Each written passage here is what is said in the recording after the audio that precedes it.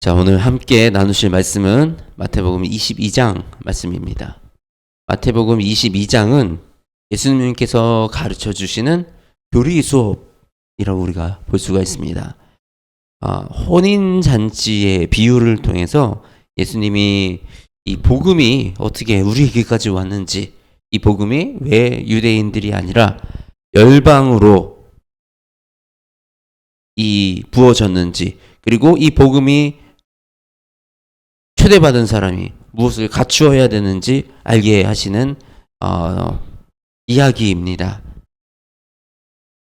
함께 말씀 한번 읽어보겠습니다. 천국은 마치 자기 아들을 위하여 혼인잔치를 베푼 어떤 임금과 같으니 그 종들을 보내어 그 청한 사람들을 혼인잔치에 오라 하였더니 오기를 싫어하거늘 다시 다른 종들을 보내며 이르되 청한 사람들에게 이르기를 내가 오찬을 준비하되 나의 소와 살찐 짐승을 잡고 모든 것을 갖추었으니 혼인잔치에 오소서 하라 하였더니 그들이 돌아보지도 않고 한 사람은 자기 밭으로 한 사람은 자기 사업하러 가고 그 남은 자들은 그 종들을 잡아 모욕하고 죽이니 임금이 노하여 군대를 보내어 그 살인한 자들을 진멸하고 그 동네를 불사르고 이에 종들에게 이르되 혼인잔치는 준비되었으나 청한 사람들은 합당하지 아니하니 내 거리 길에 가서 사람을 만나는 대로 혼인잔치에 청하여 오라 한대 종들이 길에 나아가 악한 자나 선한 자나 만나는 대로 모두 데려오니 혼인잔치에 손님들이 가득한지라 임금이 손님들을 보러 들어올새 거기서 예복을 입지 않은 한 사람을 보고 이르되 친구여 어찌하여 예복을 입지 않고 여기에 들어왔느냐 하니 그가 아무 말도 못하거늘 임금이 사원들에게 말하되 그 손발을 묶어 바깥 어두운 데에 내던지라 거기서 슬피 울며 이를 갈게 되리라 청함을 받은 자는 많되 택함을 입은 자는 적으니라. 아멘.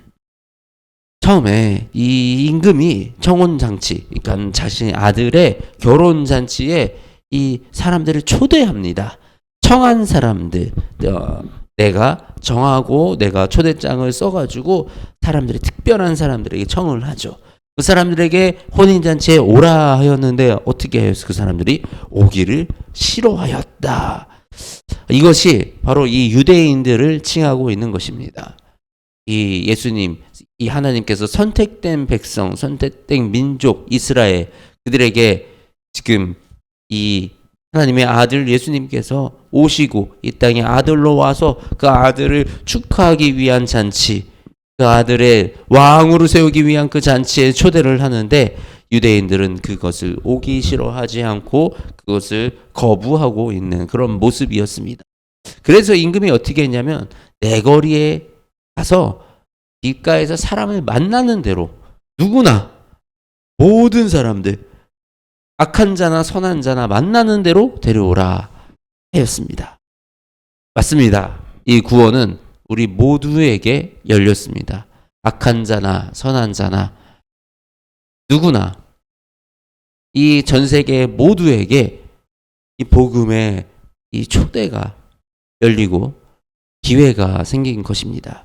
그런데 이 복음을 아무나 모두가 마지막에 그 잔치에 참여하느냐? 그것은 아니라는 것입니다. 예복을 갖춰 입은 자만이 그 잔치를 누릴 수 있는 이 천국 잔치에 참여할 수 있다는 것입니다. 그 예복이 무엇입니까? 바로 그리스도의 옷을 입은 사람들. 예수님과 함께 예수님의 옷을 그 입은 사람들만이 천국 잔치에 참여할 수 있다라는 이 내용을 예수님께서 이 혼인잔치에 비유하셔서 우리에게 알게 하시는 것입니다. 그리고 나서 또 가이사에게 세금을 바치는 문제에 대해서 말씀을 하십니다.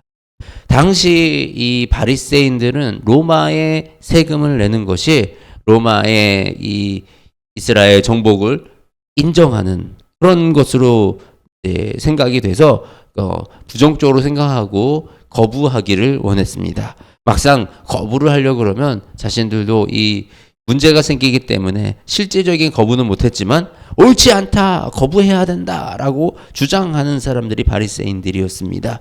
그런데 이 바리새인들이 예수님께 이 세금을 가지고 시험을 하는 거예요. 만일에 예수님께서 이 세금을 내야 된다라고 얘기를 하면 이 유대를 로마의 식민지로 당신이 인정하는구나 라고 하는 거고, 그러면 유대의 왕일 수가 없잖아요. 유대의 왕으로 오신 분이 식민지를 인정하고 그 속국이 식민지를 한 그 나라의 세금을 내야 된다라고 얘기하면 왕으로서의 권위를 실추되는 것이고, 세금을 내지 말라라고 얘기를 하면 로마에 밉보여서 그것은 로마 법으로 처벌을 할 수 있는 근거가 생기는 그런 일이었습니다. 그래서 이 질문은 예수님을 넘어뜨리기 위해서 바리새인들이 짠 계략이었던 것이에요. 그런데 예수님께서 이 동전에 있는 그 당시 로마 동전에 있는 모습을 보면서 이 형상과 이 글이 누구의 것이냐라고 이렇게 묻습니다. 이르시되 가이사의 것이니이다. 이르되, 그렇죠? 우리 당시 동전에 있는 로마 황제와 그 황제 로마의 글씨가 그곳에 써져 있었습니다. 그것을 보고 예수님께서 이렇게 말씀하시는 것입니다. 하나님의 것은 하나님에게, 가이사 것은 가이사에게. 그런즉 가이사의 것은 가이사에게, 하나님 것은 하나님께 바치라. 이렇게 말씀을 하십니다. 이 말씀을 듣고 놀랍게 여겨 예수를 떠나갔다라고 얘기합니다. 그렇습니다. 사람들은 내 소유의 가치를 두는 것입니다. 근데 이 예수님께 이 가이사의 것은 그냥 하나의 동전에 불과한, 그냥 가이사에게 주면 됩니다. 그의 소유 그냥 그에게 주면 된다. 그것이 중요한 본질적인 문제가 아니다. 하나님에게 것을 하나님께 드리는 것이 본질이다라고 우리에게 가르쳐주고 계시는 것입니다. 우리가 삶을 살아가면서 끊임없이 고민합니다. 이것은 하나님의 일일까? 하나님의 일이지 않을까? 때로는 내가 하는 일에서 하나님의 뜻을 발견하지 못할 때도 있습니다. 그렇습니다. 우리가 살아가면서 이런 것들을 분별하기 어려울 때도 많이 있어요. 갈등이 될 때도 많이 있어요. 이 선한 갈등은 어느 정도 필요합니다. 이 갈등을 통해서 고민하고 우리의 믿음이 성장해 갈 수 있어요. 그런데 우리는 더 신실하신 하나님을 신뢰할 필요도 있습니다. 더 신실하신 우리의 하나님은 내가 지금 어떤 경험을 하고 있든지 어디에서 무엇을 하든지 내가 주님과 전혀 상관없는 이 일을 열심히 하고 있다고 하더라도 그 일을 통해서 하나님의 나라의 일에 사용하게 하시는 분이십니다. 내가 이런 거를 고민하는 것보다, 내가 지금 이런 것들로 방황하는 것보다 오히려 더 내가 최선을 다하고 열심히 해서 나의 실력과 나의 경험을 쌓고 그런 일들을 통해서 하나님께 영광 올려드리는 일로 사용되어지도록 기도하고 나아가는 것이 우리가 이 땅에 살아가는 더 현명한 방법이 아닐까라고 생각을 합니다. 이 부활이 없다 하는 사두개인들이 예수님께 또 와서 이 부활에 대해서 묻습니다. 사실 이 죽음 이후 우리 부활에 대해서는 모두가 궁금하기도 하고 호기심이 많이 가는 그런 부분입니다. 그래서 이 부활 뒤에 당시 이 유대의 문화 중에 형제가 한 명이 죽으면 그 형제들이 와이프로 등록을 해서 자기 아내를 삼는 그런 풍속과 문화가 있었습니다. 이것은 이 당시 문화를 이해를 해야 되는 상황인데 남편이 없는 여자는 아무것도 할 수 없었기 때문이에요. 남편이 없는 여자는 사람으로서의 대우를 전혀 받지 못했습니다. 그렇기 때문에 형제 중에 형제가 죽고 나면 그 형제의 부인을 다른 형제가 아내로 이렇게 받아주어서 사회생활을 할 수 있도록, 정상적인 생활을 할 수 있도록 배려해 주는 것이 그때 그 당시에 문화였던 것입니다. 그러니 이들이 만일에 한 명이 죽어서 그 아내를 동생에게 물려주고 둘째와 셋째로 7째까지 형제들이 죽어가지고 아내가 이렇게 7명의 남편과 혼인을 하면 그 여자는 죽어서는 누구의 아내입니까? 라고 이렇게 묻는 것입니다. 그랬더니 예수님께서 뭐라고 말씀하십니까? 성경도 하나님의 능력도 알지 못하는 거로 오해하였도다. 부활 때에는 장가도 아니 가고 시집도 아니 가고 하늘에 있는 천사들과 같으니라. 그렇습니다. 하나님의 능력도 성경도 알지 못하는, 성경에서는 혼인을 한 명하고 하게끔 되어 있습니다. 그리고 그 여인에게 우리가 여인을 사랑하고 우리가 함께 살아가는 것으로 되어 있습니다. 근데 마치 이 당시의 문화가 여인을 소유하는 것처럼, 여자를 소유하는 것처럼 그렇게 잘못된 문화로 만들어져 있었기 때문에 이 사람들은 그 말씀에 대해서도 제대로 이해를 하지 못하는 것이고, 또 하늘나라에 대해서, 하나님의 능력에 대해서도 제대로 알지 못하는 것입니다. 부활 때에는 장가도 아니가고 시집도 아니가고, 우리가 이 땅에 살아가는 인간의 육신의 방식과 육신의 일들로 하늘나라에서 똑같이 살아가는 것이 아니에요. 우리가 이 땅에 가지고 있는 질병을, 내가 가지고 있는 문제를 하늘나라에서 그대로 가지고 살아가는 것이 아니라는 말씀입니다. 하나님의 나라는 우리가 경험해보지 못하고 제대로 알 수 없기 때문에 우리는 이 살아있는 자의 하나님, 우리가 이 땅에서 지금 살아가고 있는 동안 지금 이 자리에서 우리에게 역사하시고 우리와 함께 하시는 하나님의 그 가르침을 바라보고 오늘 하루 사는데 집중하라 이겁니다. 그 나중에 죽은 뒤에 그것이, 죽은 뒤에 내가 이뤄질 그런 구체적인 어떤 이런 사항들이 지금 우리의 삶 속에, 우리의 인생 속에 그런 호기심이 아무런 도움이 안 된다는 것입니다. 하나님은 명확하게 우리가 알아야 할 것은 알게 하셨어요. 천국이 있다. 너희들이 예수 그리스도를 믿고 이 구원의 길에 서면 이 천국을 누릴 것이다. 하나님의 곁에 있을 것이다. 라는 명확한 천국의 소망을 주셨어요. 근데 이거에서 아직 하나님이 감추어 놓으신 것들을 자꾸 내가 더 파헤치려고 그러고 궁금해지고 이러다 보면 엉뚱한 쪽으로 빠지는, 그리고 이상한 쪽으로 빠지는 경우가 많이 있습니다. 심지어는 어떤 이단의 경우는 어머니 하나님, 아버지 하나님 이렇게 나오는 경우도 있습니다. 근데 분명히 이 말씀 속에서 부활의 때에는 장가도 아니가고 시집도 아니가고 하늘에 있는 천사들과 같으니라, 이 말씀이 우리가 하나님의 나라는 알지 못하는 것이에요. 그곳에는 남자, 여자 이런 개념보다는 영적인 공간이라는 거, 하나님의 자녀로서의 아이덴티티를 우리가 가지고 살아간다라는 그것을 우리가 이 말씀을 통해서 알 수가 있는 것입니다. 그리고 또 이 사두개인들이 묻습니다. 사두개인들은 이 부활을 믿지 않는 이 사람들이었어요. 이 부활 논쟁도 사두개인들과 이루어진 논쟁인데, 이 사두개인들이 또 이렇게 묻습니다. 가장 큰 계명이 무엇입니까? 이 율법 중에, 하나님이 가르쳐주신 율법 중에 가장 중요한 계명이 무엇입니까? 라고 묻는 겁니다. 예수님께서 이르시되 내 마음을 다하고 목숨을 다하고 뜻을 다하여 주 너의 하나님을 사랑하라. 이것이 크고 첫째 되는 계명이요.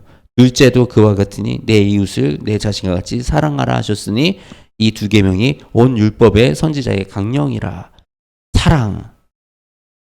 우리 믿음은 사랑입니다.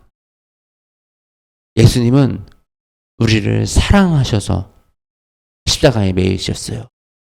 하나님은 우리를 사랑하셔서 큰 역사 속에, 오랜 세월 속에 인류의 구원을 계획하시고 이루시고 성취하시고 있는 중인 것입니다. 우리에게 바라는 것은 사랑이에요.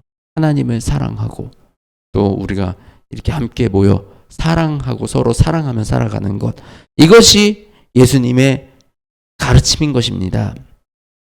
이것이 예수님이 말씀하시는 우리 주요 교리인 거예요. 우리가 무엇이 더 중요한가?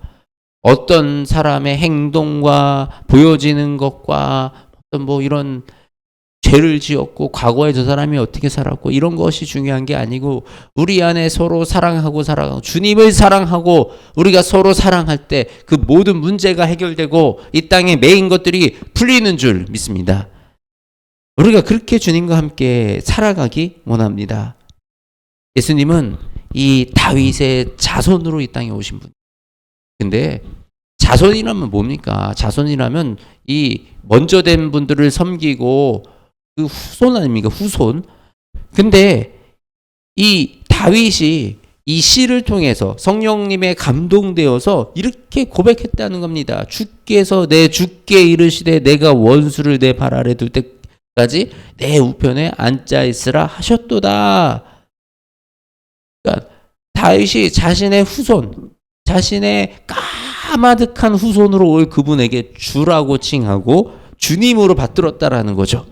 그러니 예수 그리스도는 유구의 피로는 다윗의 혈통에서 났지만 다윗의 자손인 그저 한 사람이 아니라 하늘에서 내려진 하나님의 아들이심을, 그것을 우리가 이 본문을 통해서 예수님께서 설명하시고 가르치고 계시는 겁니다. 우리 이 예수님이 가르쳐 주신 이 교리가 참 우리 믿음의 기준이 되어야 합니다. 우리가 다른 거를 자꾸 중요하게 여기고 다른 것을 자꾸 붙들어 매기 시작하면 우리의 믿음이 산으로 가기도 하고 믿음이 꼬이기도 합니다. 우리의 예수님의 가르침을 좀 더 깊게 묵상하고 그 가르침으로 인하여 우리의 믿음이 단단하게 서 나아가는 그런 역사가 있기를 원합니다. 기도하시겠습니다. 하나님, 감사합니다. 우리에게 기준을 허락하여 주시고 예수님이 하늘나라와 우리가 이 땅에서 어떤 것을 중요하게 여기며 살아가야 하는지, 하나님이 우리에게 원하시는 것이 무엇인지 우리가 이 말씀을 통해서 배우고 알아갑니다. 하나님, 우리가 이것을 내 머리와 지식으로 하는 것이 아니라 우리의 마음으로 이것을 알고 나의 삶으로 실천하며 지키며 살아가게 하여 주시옵소서. 무엇보다도 주님을 바라보고 무엇보다도 주님의 가르침을 지켜 행하는 우리 모두가 되게 하여 주시옵소서. 그리하여 아버지, 우리가 주님의 나라의 마지막 때 함께 하기를 원합니다. 주님, 마지막 때 우리가 이 환난을 이겨내 아버지 우리 주님의 나라를 누리며 살아가는 천국의 백성들이 되어지기 원합니다. 아버지, 우리를 긍휼히 여겨주시어서 우리를 지켜주시고 우리 안에 주의 사랑을 부어주시어서 아버지, 우리가 서로 사랑하게 하여 주시옵소서. 그리고 우리가 주님을 내 몸보다 내 생명보다 더 사랑하여 아버지 주님께 나아가는, 주님께 모든 것을 의지하여 나아가는 우리 모두가 될 수 있도록 주님 이곳에 함께하여 주시옵소서. 사랑이 많으신 우리 주 예수 그리스도의 이름으로 기도드립니다. 아멘.